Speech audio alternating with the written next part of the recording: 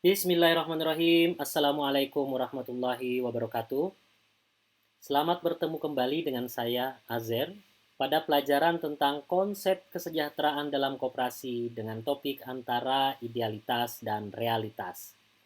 Pelajaran kali ini akan membantu kita untuk lebih mudah dalam menetapkan nilai diri kita sebagai dasar dalam melakukan pemenuhan kebutuhan.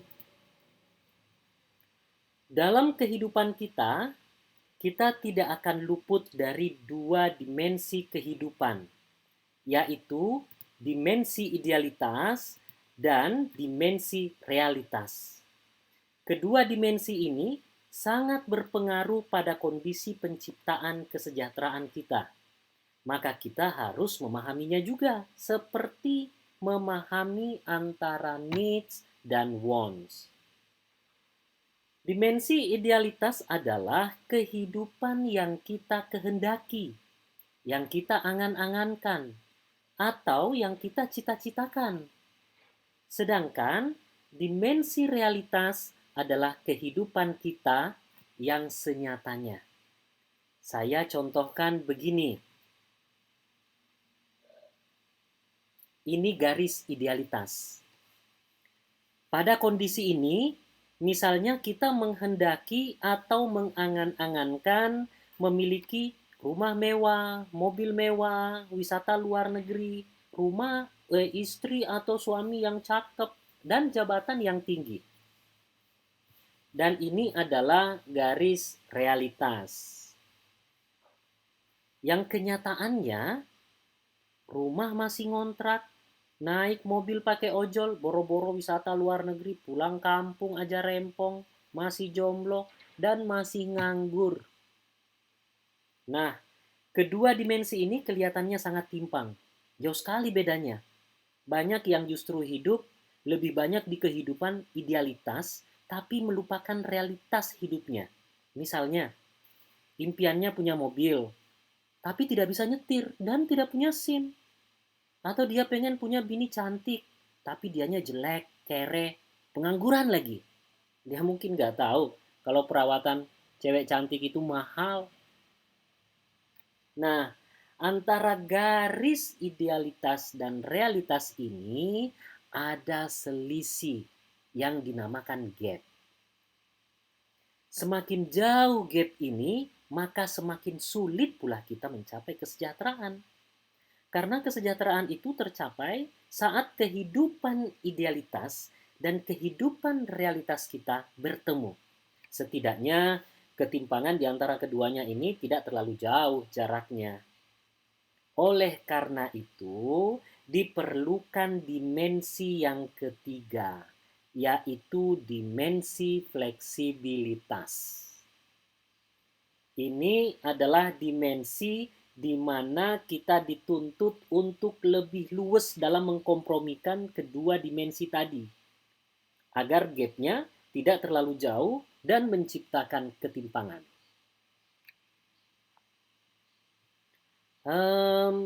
Ada 3 cara yang bisa kita lakukan untuk mengurangi ketimpangan ini. Bahkan bisa mempertemukan kedua garis ini sampai bisa klop. Cara pertama, garis idealitas kita ini yang diturunkan biar sama dengan garis realitasnya. Misalnya, angan-angannya punya rumah mewah. Ya angan-angan ini diganti, cukup punya rumah ngontrak aja lah. Nah gitu. Cara yang kedua, garis realitas yang diungkit dan didorong ke atas agar bisa mencapai garis idealitas. Misalnya, bercita-cita memiliki jabatan tinggi di perusahaan, maka dia yang tadinya masih nganggur akan berusaha sekuat-kuatnya untuk mendapatkan pekerjaan dan menyalurkan seluruh kemampuan kita untuk berkarya dan memajukan perusahaan itu. Atau kalau mau jalan pintasnya, kita bisa buat perusahaan kita sendiri, kemudian menjadi CEO-nya, dan kemudian berusaha membuatnya menjadi perusahaan yang bonafit. Nah, kan cita-citanya menjadi punya jabatan yang tinggi. Nah, gitu ceritanya. Kemudian, cara yang ketiga, mengkompromikan kedua garis ini dengan cara menurunkan garis idealitas kita ke posisi yang lebih realistis dengan kehidupan kita di garis realitas. Sekaligus mengungkit garis realitas kita ke atas. Misalnya, angan-angan kita kan punya mobil mewah, tapi realitasnya kita belum tahu nyetir, nggak punya SIM, dan selama ini masih numpang ojol.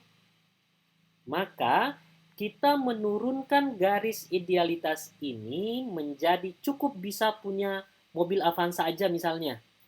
Kemudian di garis realitas kita sambil belajar nyetir dan buat SIM.